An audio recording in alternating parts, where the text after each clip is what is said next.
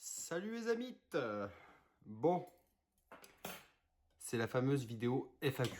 En début de semaine sur Instagram, je vous ai demandé de me poser des questions euh, sur la prépa qui est actuellement sur la Barthes, sur moi, sur la vidéo que j'ai faite avec Akram qui a pas mal fait parler, en bien et en mal. Bon, heureusement plus en bien, hein. Euh, du coup, j'ai sélectionné quelques, quelques questions parce que si je prends tout, ça va être beaucoup trop long. Mais si ça vous plaît, si ça marche bien, on pourra en faire d'autres. Oh, sans plus attendre, hein, on va commencer. Alors, première question, ta dream car. Donc, hein, pour les non-fortiches de l'anglais, ta voiture de rêve. Alors, ma voiture de rêve, je vais faire accessible et non accessible. Alors, non accessible, j'entends bien, genre vraiment, à part si tu gagnes au loto ou si bref. Non accessible, évidemment, sans surprise, ce serait une Bugatti Chiron. Voilà, parce que j'aime beaucoup l'histoire de cette marque, ce que ça représente. Les modèles qu'ils font, c'est incroyable, hein, c'est incroyable, on va pas se mentir. Mais bon, c'est très très cher. Et voiture de rêve accessible. Alors, si je dois en choisir qu'une, ce serait une F12. Je pense que ce serait une Ferrari F12. Ah ouais. Sinon, ouais, une F12. Voilà. C'est beau. V12 atmosphérique, ça fait un bruit violent. 640 chevaux, propulsion. Allez, merci, au revoir. Deuxième question. Qu'est-ce qui t'a le plus marqué chez Akram? Euh, alors, quand je l'ai vu, quand il est arrivé chez Vend Mon Auto, quand je l'ai vu, bon, forcément j'étais un peu choqué parce que je l'avais jamais vu de ma vie.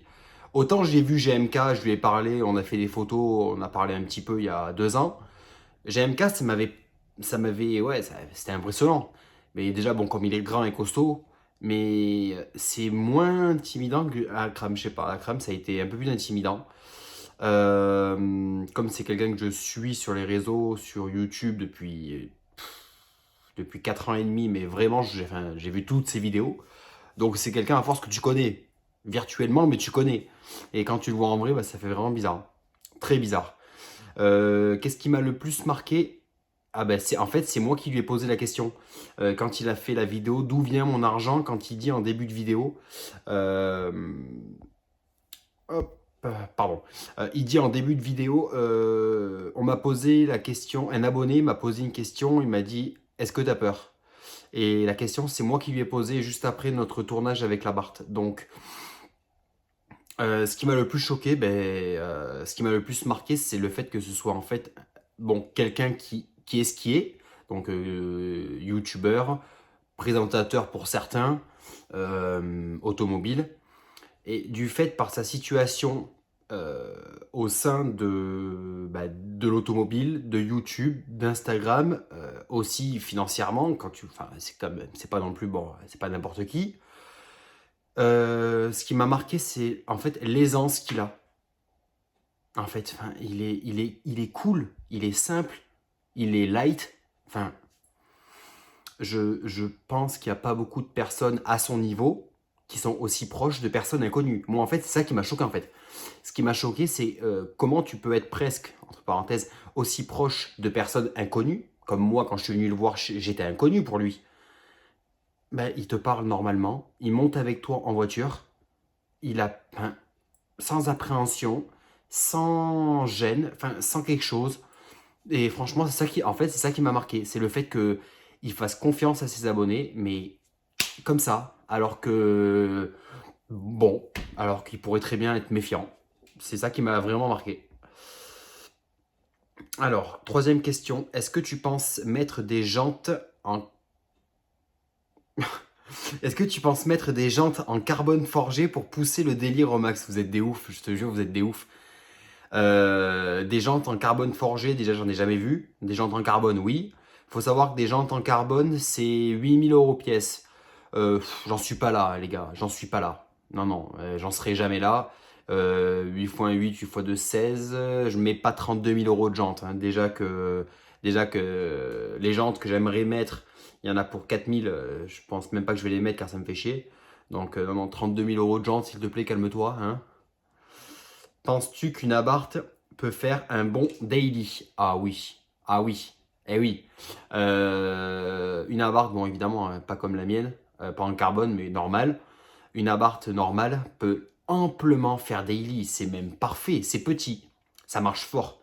En ville, ça marche très très fort. Ça se gare partout, ça fait un bruit, tu te croirais que tu as une RS3 en full tube, c'est incroyable.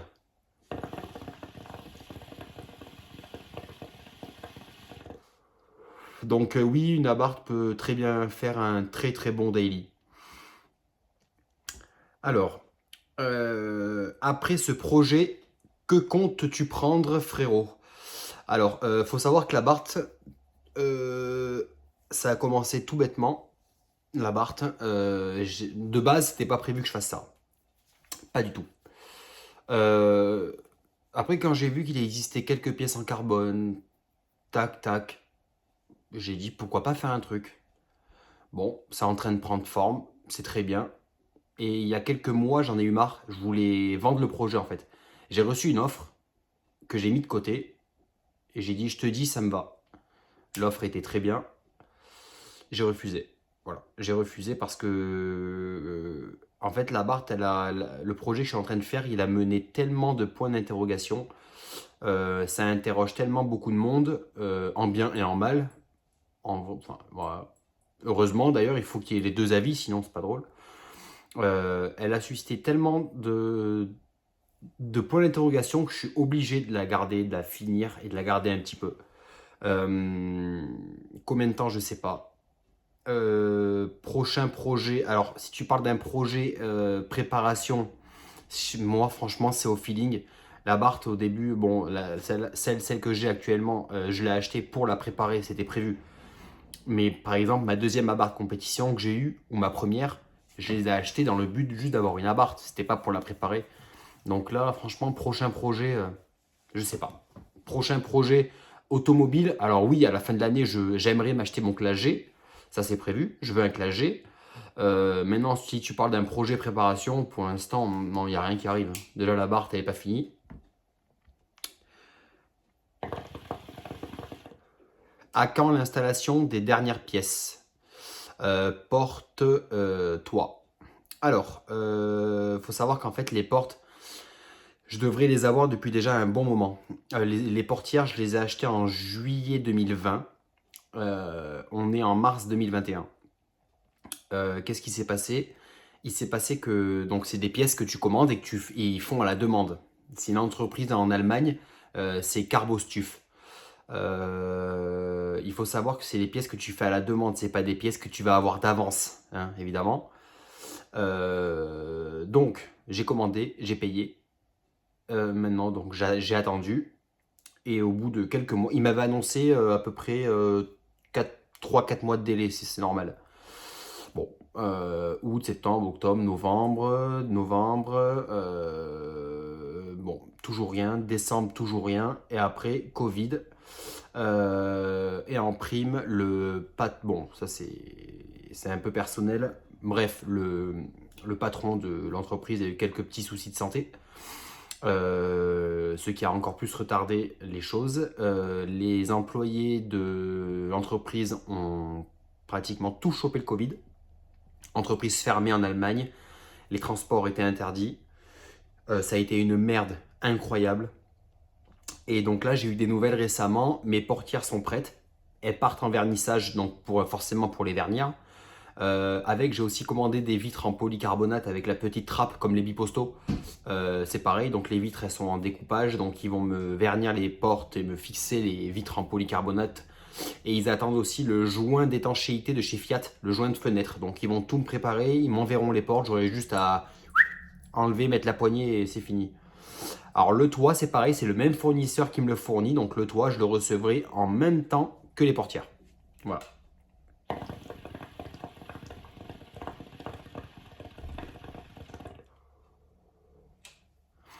Ça t'a Ça t'a fait quoi de le voir, ton ressenti intérieur? Donc je pense qu'il parle d'Akram.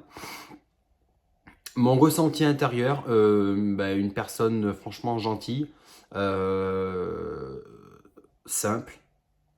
euh, voilà, franchement, je sais pas quand je l'ai. Après, on a parlé pendant presque 1 heure et demie après.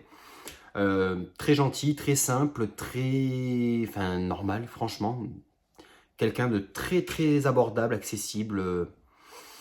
Voilà, pas arrogant, pas hautain. Bon, voilà, très bien.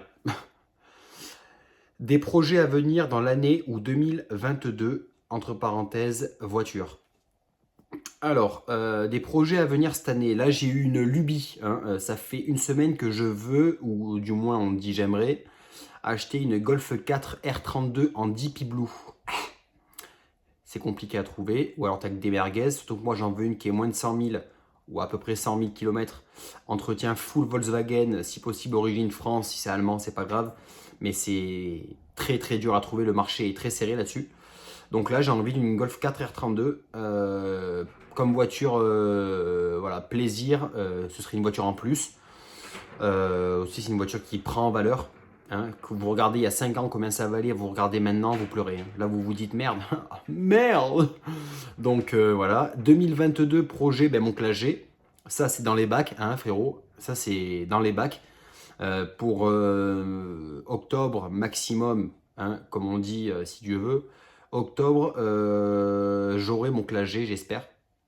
Alors lequel, 1,55 ou 1,63 AMG, je ne sais pas encore. On verra ce que les finances proposent de m'avoir. Hein. Alors, ensuite, merde. Préparation de la voiture et tous les noms des fabricants de carbone. Ah oui, ah il veut tout savoir celui-là, hein. Tu veux tout savoir et rien payer.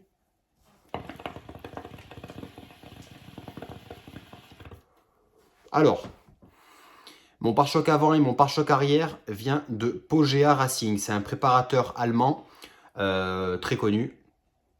Mon capot vient de Scara 73, préparateur italien, donc en Italie, techniquement. Mon coffre, mes portières et mon toit viennent de Carbostuf, entreprise en Allemagne également. Mes ailes à l'avant viennent de France. Elles viennent de la Côte d'Azur. C'est une entreprise... Ah non, ça je peux pas le dire. Ah oh non, je peux pas le dire ça. Hein, ça c'est secret ça.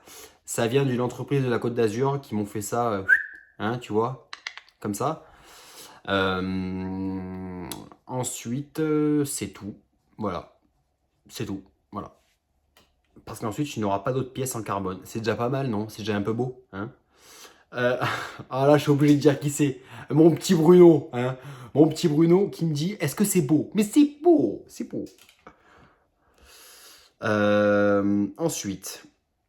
Ensuite, quand tu viens, repas cheat day, cheat meal ou LC, ça c'est Jess. Hein. Quand je viens montrer la mini Chiron, ce sera un repas pas LC du tout, hein, plutôt un cheat meal. Alors, on va terminer sur cette question. D'où vient, et je pense que ça va être la question la plus longue, la réponse la plus longue. D'où vient ta passion pour la Barthes? Vous allez rigoler. Enfin, c'est un peu choquant. Alors. Faut savoir qu'à travers toutes les pensées de tout le monde qui pense que je suis un fils à papa ou que l'argent tombe des arbres ou que j'ai gagné à l'euro million ou j'en sais rien, the bee, hein, pas du tout. Hein. J'ai arrêté l'école, moi pour moi c'est simple, hein, j'ai aucune honte, j'ai aucune gêne, je m'en fiche d'ailleurs, si c'est moi, c'est ma vie. J'ai arrêté l'école à 15 ans ou à 16 ans, je sais plus, un truc comme ça, en première, donc j'avais 16 ans, j'allais avoir 17 ans. J'ai arrêté l'école parce que j'étais dans une filière que j'aimais pas du tout. Et donc, je me suis vite mis dans le monde du travail. Par chance, mes parents ont des restaurants. Donc, je travaille en restauration depuis que j'ai 17 ans. CDI, tout. Donc, j'ai un travail. Donc, j'ai pu me permettre d'avoir un petit peu d'argent rapidement. Comme je vivais chez mes parents à l'époque, évidemment, 17 ans, voilà. Donc, j'ai pu vite mettre de l'argent de côté. Ayant un travail payé bien, tout allait bien. J'ai commencé à m'intéresser très tôt à m'intéresser très vite à l'automobile, sachant que je fais de la moto déjà depuis que j'ai 13 ans, donc j'étais déjà pas mal un peu dans le business, achat, revente, changer de moto tous les 2 ans, tac tac. Après j'ai fait de la course, j'ai fait de la compétition, donc beaucoup plus d'achat-revente, et là je me suis intéressé à l'automobile arrivé à 18 ans quand j'ai eu le permis. Euh, donc quand j'étais restaurateur, j'ai vu un jour une Abarth, du coup compétition jaune passer. C'était en 2016, donc c'était une des toutes premières phases 4. 2016 ou 2015. C'était une des toutes premières phases 4. Quand je l'ai vue, j'étais choqué. Une mini voiture, une Fiat 500, pour moi c'était une Fiat 500. Fiat 500 jaune comme ça avec un bruit, mon gars. Puh, j'étais là, oh, c'est quoi ça? Alors j'ai regardé, j'ai parlé un peu avec le propriétaire et tout. Il me dit oui, c'est une Abarth, c'est une voiture italienne et tout. Je dis putain, ok, bon, très bien. L'année d'après, je pars à Barcelone, passer quelques jours. Je vais à Barcelone et là, le soir, je vais faire un tour sur le port. Je rentre à l'hôtel et là, on entend des voitures arriver. Il y a des grands tunnels à Barcelone, de très grands tunnels. Et là, j'entends des voitures arriver. Et là, ouah, j'étais là, et là je m'écarte. Et là, je dis, là, c'est obligé, c'est des supercars. Ah, excusez-moi, petite coupure. Donc, je me dis, là, obligé, c'est des supercars qui arrivent. Je me pousse et là, je vois passer une Lotus. C'était une Lotus de mémoire Exige. Je sais pas comment on dit, Exige ou Elise. Une RS3 devait être en full tube, c'est sûr. Et là, derrière, une Abarth rouge avec un son, bah là maintenant que je m'y connais, ça c'est sûr, elle était Decata, elle avait soit un Bombardone ou un Monza. Je pense pas qu'elle avait un Monza, elle faisait un son, c'était incroyable. En plus dans le tunnel avec la résonance, c'était ouf. Et là je me dis vas-y, on les suit, tant bien que mal. On arrive au port, elles étaient garées devant une boîte de nuit. Et là je vois la Barthes et là je me dis putain mais j'en veux une en fait, c'est incroyable. Et du coup, j'ai commencé mes recherches et donc à 19 ans, j'ai acheté ma première Abarth compétition. Elle était noire, c'était une phase 4, les nouvelles, 2016. J'en étais très content. Sauf que j'avais fait l'erreur de ne pas prendre le pack performance avec les sabettes, le différentiel à glissement limité, les jantes super sport, etc. Donc je l'avais acheté en septembre, je l'ai revendu en mars de l'année d'après. Donc je ne l'ai pas gardé longtemps. Ensuite, j'en ai racheté une. Pareil, phase 2 2018, phase 4 2018, avec donc le pack performance Ricampo Volo, une configuration de malade, elle était nickel. Dessus, j'avais fait un stage 2, donc 215 chevaux, 340 Nm, elle marchait très très fort, que j'ai vendu. Je l'ai gardé même pas une année. Je l'ai vendu parce que du coup, j'avais eu pour projet de, après, faire mon projet de la barre en carbone.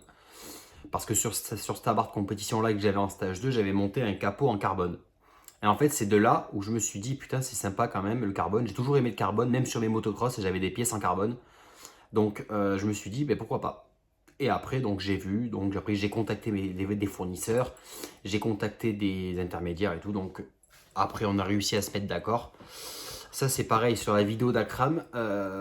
Ça a choqué beaucoup de personnes quand j'ai dit le prix de la préparation, c'est 20 000 euros. Oui, oui, oui. Le prix de la préparation, c'est bel et bien 20 000. En prix public. Hop là. En prix public, c'est 20 000. Sauf que c'est pas du tout le prix que j'ai payé. À savoir que j'ai eu énormément de remises. J'ai même eu des pièces gratuites. Le prix de la préparation, c'est 20 000. Mais franchement, si j'ai payé la moitié, c'est le bout du monde. Donc j'ai eu beaucoup de chance. Bah aussi, voilà, après, sorte de partenariat. Donc voilà, donc moi la préparation de la Barthes, certes elle coûte 20 000, ce n'est pas ce que j'ai payé. Et je pense vraiment que si j'avais dû payer ce prix-là, si j'avais dû payer 20 000 euros la préparation, je pense pas que je l'aurais faite. C'est énorme, 20 000, c'est sûr. Pour une Abarth, surtout, c'est énorme. Mais il faut quand même se dire que du coup, tu as quand même une voiture qui est unique au monde, avec un certain projet qui n'a encore jamais été fait, avec autant de carbone, j'entends bien. Donc voilà, tout simplement, ma passion de l'Abarth vient d'ici. Donc, si cette petite vidéo FAQ vous a plu, n'hésitez pas à me le dire dans les commentaires. On va s'arrêter là pour les questions. On est déjà une petite vidéo de 20 minutes, c'est pas mal. Donc voilà, je vous laisse me dire ce que vous en pensez. Vous avez mon Instagram dans la description, qui est le même que donc ma chaîne YouTube, Théo Carpation. Je vous invite également à vous abonner sur la chaîne, activer la petite clochette pour être notifié de toutes les nouvelles vidéos. Sachant que là, je vais commencer à prendre un petit rythme sympa de publication de vidéos sur YouTube. Je m'étais beaucoup consacré à Instagram. Maintenant, on va se mettre un petit peu plus à YouTube. Donc voilà, en espérant que ça vous a plu, je vous souhaite une bonne journée et je vous dis à bientôt. Salut les familles.